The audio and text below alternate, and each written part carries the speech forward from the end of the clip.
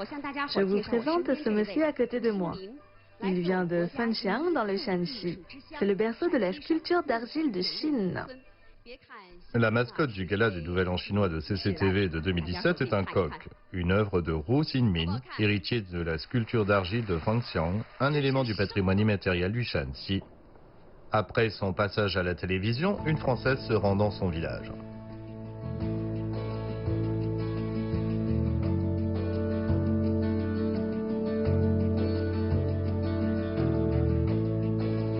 Elle lui fait une demande peu habituelle, celle d'apprendre auprès de lui en tant qu'apprenti. Notre but est de rendre visite à ce monsieur et de lui demander si je pourrais apprendre auprès de lui. Surpris, M. Roux a décliné la demande.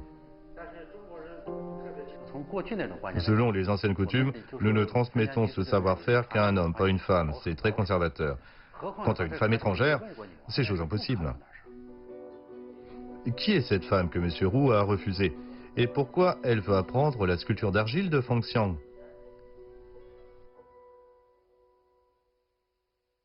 Ce sont des objets que j'ai achetés en Chine. C'est très chinois.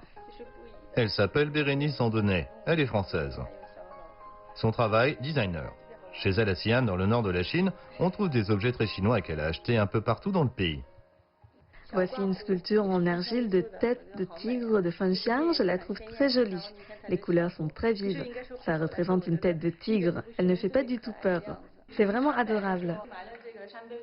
J'ai acheté ce tambour dans le nord du Shanxi. Quand je l'ai acheté, son fût était entièrement rouge. J'ai ajouté plus tard ce dessin très représentatif de la culture de la province.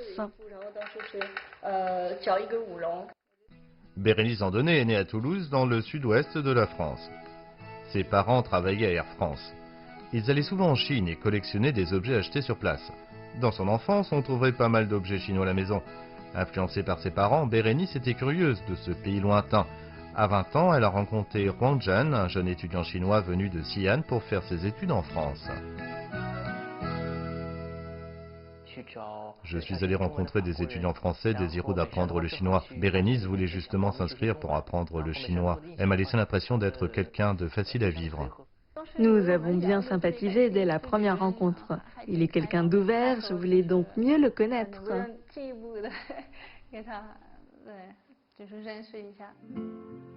Et les deux jeunes finissent par former un couple.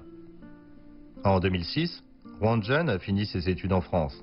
Bérénice rentre avec lui en Chine et tous deux s'installent à Xi'an. Passionnée par la culture chinoise, Bérénice et son mari travaillent pour la promotion du patrimoine immatériel chinois et les échanges culturels sino-français.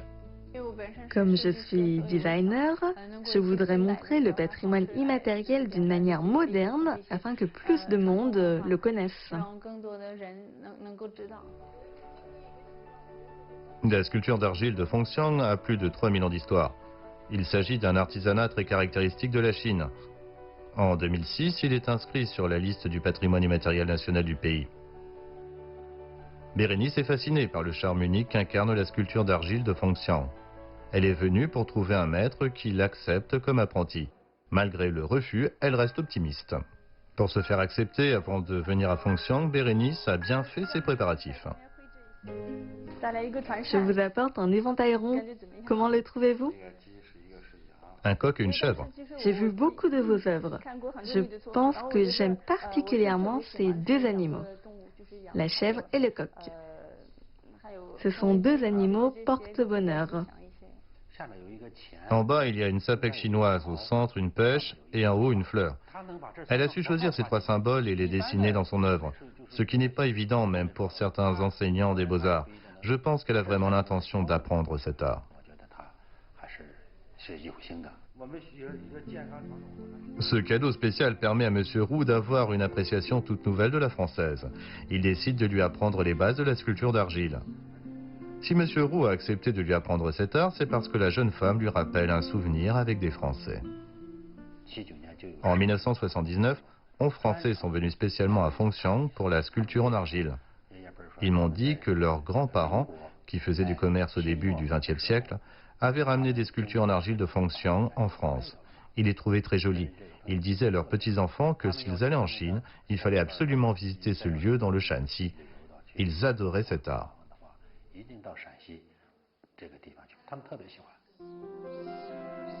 Monsieur Roux décide d'apprendre à Bérénice à faire des sculptures en argile. La première étape consiste à aller dans les montagnes pour choisir la matière première. Très tôt le matin, il lui a préparé ce dont elle aura besoin pour cette tâche. Mais ses chaussures, ses sandales ne sont pas adaptées pour ce travail. La terre entrerait dedans. Ce n'est pas non plus pratique de marcher sur les sentiers de montagne. Mets-les maintenant. D'accord, c'est très mignon. Ces chaussures traditionnelles, c'est très chinois. Je suis prête. Allons-y.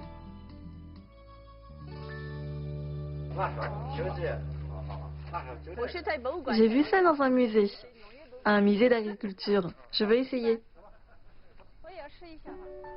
La charrette à bras est l'instrument agricole le plus courant que l'on trouve dans les campagnes chinoises. Elle est essentielle pour transporter l'argile que l'on ramasse dans la montagne. Bérénice est curieuse de tout ce qui se passe autour d'elle. Elle demande à tirer la charrette. Ils vont dans une zone sédimentaire d'un lit de rivière pour chercher la terre qui convient.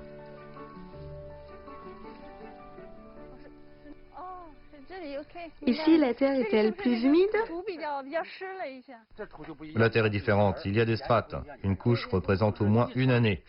Pour former une hauteur comme celle-ci, selon les géologues, il faut des milliers d'années, voire plus de 10 000 ans de sédimentation. Et il nous faut excaver cette terre.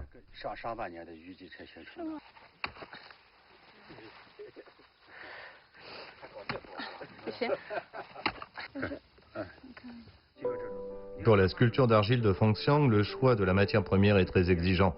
Il faut de l'argile qui a vécu, qui est riche en minéraux. Prends un morceau dans la bouche. La texture est très fine. Si c'est une terre d'un autre genre, tu sentiras tout de suite des grains de sable. Tu les sentiras sous la dent. Ça n'a pas de goût. C'est un peu collant. Je n'ai pas senti d'impureté. Ça ressemble à de la farine.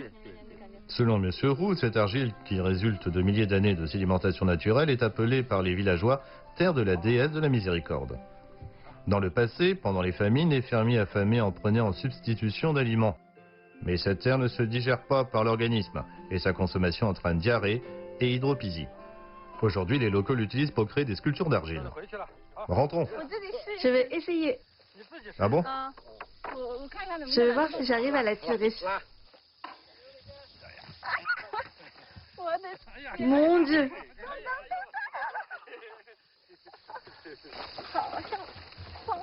Ça bouge de droite à gauche. Ah, mes épaules!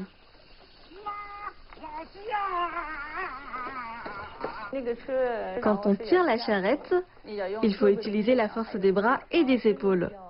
C'est dur, mais c'est une bonne expérience. Allez, 1, 2. C'est bon. Il faut la concasser en petits morceaux de la taille d'une noix. Une fois rentrée, Bérénice commence à concasser la terre avec M. Roux. Elle doit la réduire en morceaux de 4 cm de long. Comme disent les Chinois, une personne pressée ne peut pas manger du tofu chaud. On verse de l'eau sur les petits morceaux de terre jusqu'à ce qu'ils ramollissent. Quand on pique avec un bâton, si on ne rencontre aucune résistance, ça veut dire que c'est bon. Chaque étape a des critères à respecter. 1 heure plus tard, on ajoute dedans du coton de qualité. C'est semblable à l'armature pour le béton armé. Le coton de qualité est un élément important pour la sculpture d'argile. Les œuvres seront plus solides et moins friables. On répartit bien le coton sur l'argile humide, puis on bat le tout pour que les deux matières forment un mélange homogène. On écrase d'abord les morceaux autour. On fait le tour en tapant. De façon régulière. Ensuite, on fait comme ça.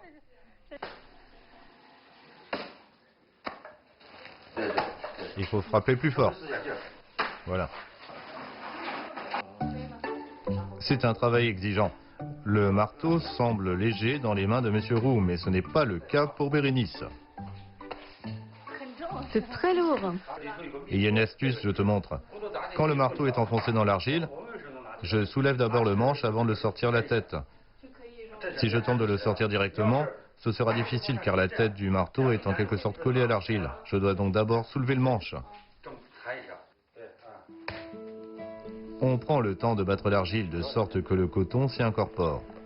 Monsieur Roux ajoute ensuite dans l'argile un autre ingrédient secret, à savoir de la soupe de riz glutineux. Cette dernière a une fonction de coagulant. Les œuvres faites à partir de cette argile se déforment moins facilement en cas d'humidité. Plus résistantes, elles sont donc plus solides. Un mélange homogène à base de coton, de riz glutineux, de terre et d'eau, tel est le secret des statuettes de Fengxiang. Bérénice se montre très intéressée par tout ce qu'elle apprend. Tous ces détails sont très importants. Par exemple, lors de la préparation de l'argile, il faut mettre du coton, on utilise des matériaux naturels.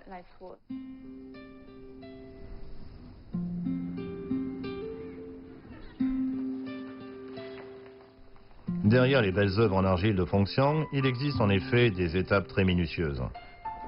La prochaine tâche pour la jeune Française est d'apprendre le modelage. Qu'est-ce que tu veux faire aujourd'hui? Je voudrais faire un bœuf. Le choix de Bérénice n'est pas un hasard. Ma belle-mère est du signe du bœuf. Je voudrais faire une statuette pour la lui offrir. Depuis l'installation de Bérénice en Chine, sa belle-mère est aux petits soins. Les deux femmes sont devenues très proches. Chaque année, la jeune Française prépare spécialement des cadeaux pour ses beaux-parents. Cette année ne fait pas exception.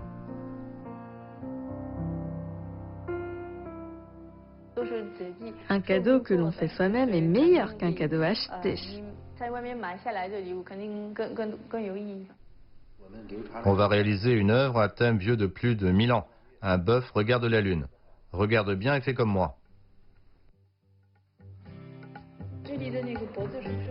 Bérénice travaille surtout dans l'art graphique. Arrivera-t-elle à modeler en 3D? Le cou doit-il être tourné dans cette direction? Là, c'est son ventre.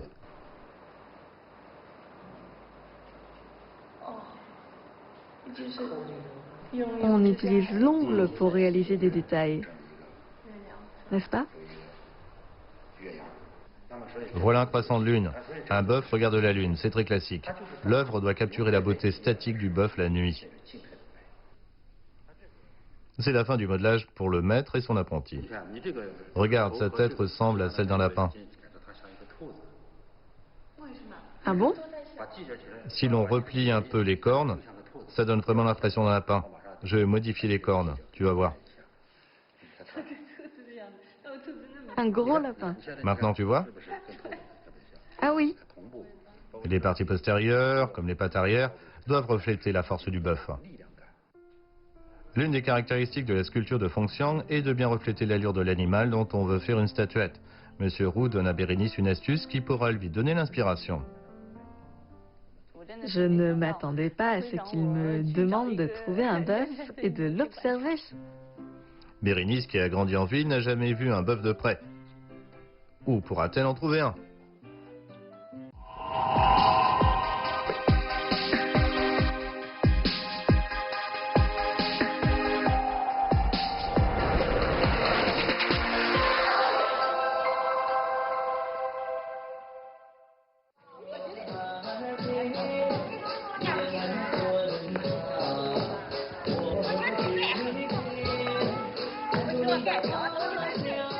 À 6h30 du matin, c'est le moment le plus animé dans le village.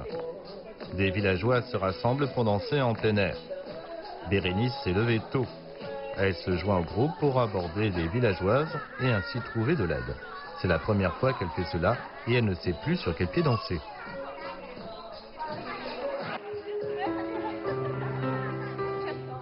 Elle danse bien, bravo.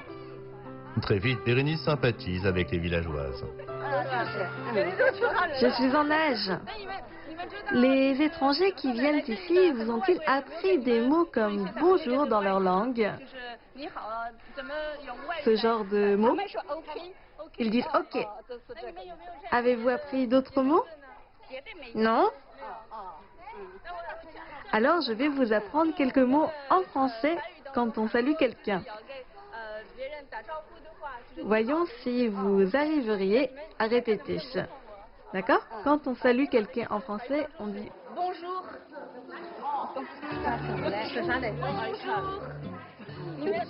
allez, essayez.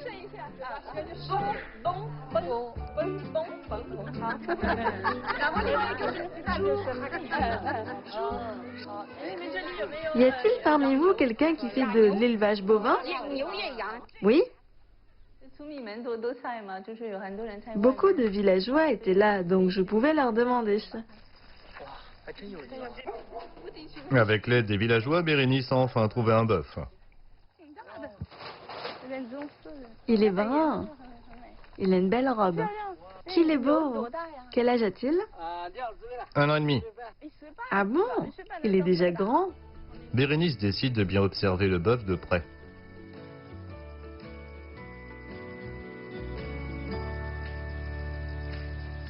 Comme Monsieur Roux l'a dit, au niveau du cou, il y a des plis et des muscles. J'ai omis ces détails quand j'ai fait ma statuette. Ne bouge pas, d'accord? J'observe d'abord l'ossature.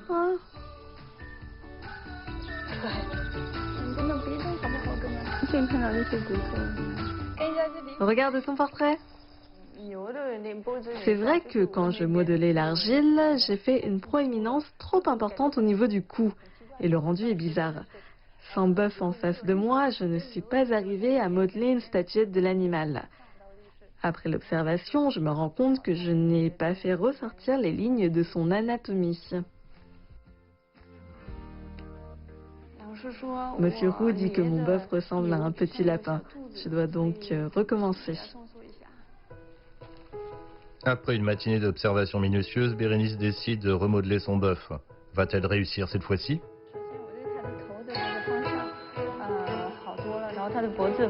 Il n'y a pas de proéminence au niveau du cou comme l'autre fois où ce n'était pas joli.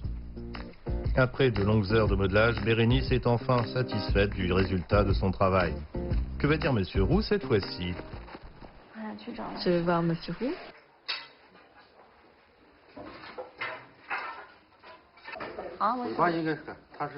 La queue doit être sous le corps, comme ça. Il ne faut pas la mettre trop haut, ici c'est trop bombé. Dans l'ensemble, ça va. Je donnerai une note de 70 sur 100. Je suis très contente d'avoir réussi cette étape du modelage. J'en suis ravie.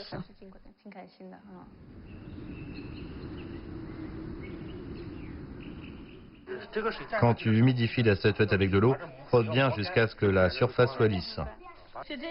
Je sens bien ses propriétés tridimensionnelles. Le processus de création des statuettes de fonction est compliqué.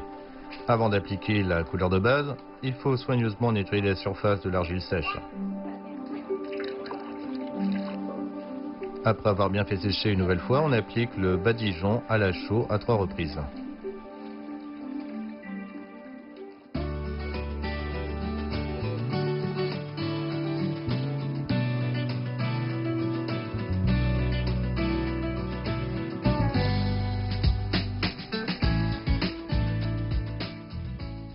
Le processus est long, mais Bérénice suit toutes les étapes avec beaucoup de sérieux. Elle est impatiente de voir le résultat final. Comme ça prend beaucoup de temps à partir du début, on a hâte de voir le résultat. Oui.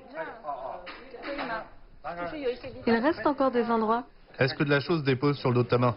Non. Alors tu peux frotter ta joue contre la statuette pour vérifier si c'est lisse. Comme ça? Ici? Tu vas voir. C'est bien lisse? Je pense. Si à son contact la surface est bien lisse et qu'elle ne laisse pas de traces sur la peau, cela veut dire que l'on peut passer à l'étape suivante, à savoir le tracé des lignes et le coloriage. Quand je tiens mon pinceau, ma main ne doit pas trembler. On commence par les yeux. Ensuite, les lignes pour faire ressortir les contours de la tête du bœuf ainsi que sa force. On fait aussi ressortir la partie près des cornes.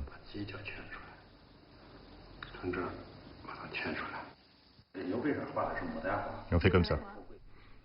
Selon la tradition, on dessine une fleur de pivoine sur le dos, mais Bérénice a une autre idée. Est-ce qu'on pourrait dessiner d'autres motifs, comme par exemple un qui symbolise la longévité? D'accord, dans ce cas, on peut dessiner une pêche et aussi une paume de Bouddha. Comme ça chasse les mauvais esprits.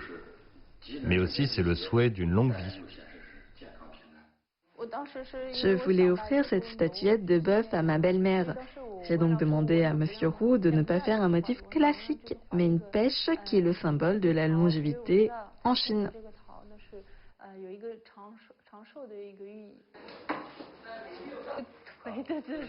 Il faut plier les jambes comme ça. Il est bientôt midi en sortant de l'atelier. Après quelques jours passés ensemble, Bérénice se sent très proche de la famille de Monsieur Roux. Cette dernière a préparé des plats typiques de la région pour régaler le jeune couple sino-français.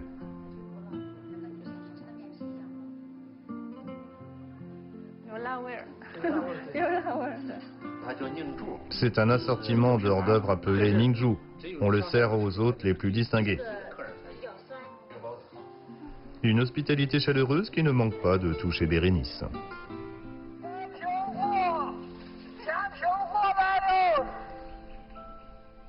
Après le déjeuner, la jeune Française continue son travail dans l'atelier. Elle dessine pour la première fois sur un support à 3 dimensions. Elle est donc très prudente avant de prendre son pinceau. À cause des reliefs, il ne faut pas trop appuyer sur le pinceau. Sinon, le trait sera beaucoup trop large. C'est vraiment difficile.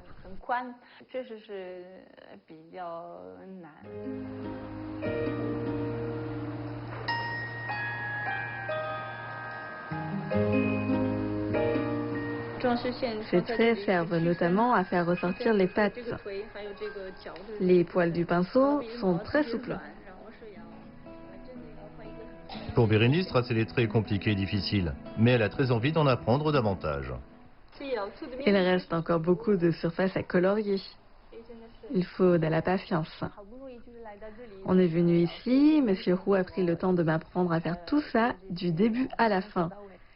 C'est vraiment une chance rare. Je dois aller jusqu'au bout. Après des heures de travail, Bérénice a enfin terminé de tracer des contours. Ça va, les traits ne sont pas très raffinés, mais c'est mieux que ce que j'imaginais pour une débutante. Vraiment? Bérénice est encouragée par les commentaires de Monsieur Roux. Il ne reste que la dernière étape, le coloriage. Les pigments spécialement préparés sont réchauffés à 30 degrés Celsius. On doit appliquer les couleurs rapidement sur la statuette.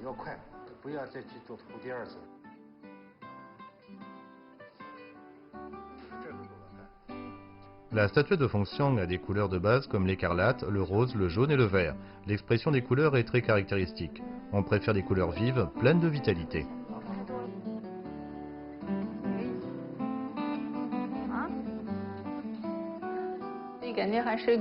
Ça m'a donné beaucoup d'inspiration.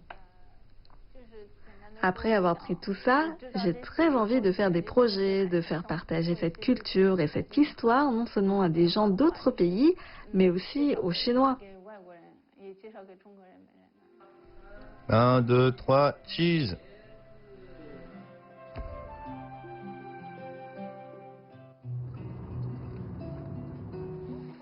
De retour à Xi'an, la première chose que fait le couple est de rendre visite aux parents. Bérénice est impatiente d'offrir à sa belle-mère ce cadeau qu'elle a soigneusement réalisé elle-même et de lui raconter son expérience. On mange des raviolis? Je vais en faire. Pour faire une surprise à sa belle-mère, Bérénice n'a pas sorti son cadeau tout de suite. Mais comme d'habitude, elle participe à la préparation du repas. La activité filiale est très importante pour les Chinois. Nous, les jeunes, c'est naturel de faire tout ça pour les parents. Faire des raviolis pour toute la famille est une chose que Bérénice ne manque pas de faire quand elle rend visite à ses beaux-parents. Après des années de vie en Chine, elle sait faire pas mal de plats chinois. Elle fait les petits pains à la vapeur et les raviolis mieux que mon fils. Et voilà les raviolis! Le moment tant attendu est venu. Bérénice veut faire une surprise à sa belle-mère. Attendez, j'ai une surprise pour vous. J'ai apporté un cadeau. Ah bon? Quelle sera la réaction de sa belle-mère? Devinez un peu. C'est l'un des 12 animaux du zodiaque chinois. Bien sûr, c'est le bœuf. Je suis très touchée. Waouh, c'est très joli. Elle a pensé à moi. Bérénice est contente que sa belle-mère apprécie le fruit de ses efforts. Ici, il y a la culture chinoise qui la fascine, mais aussi une famille heureuse.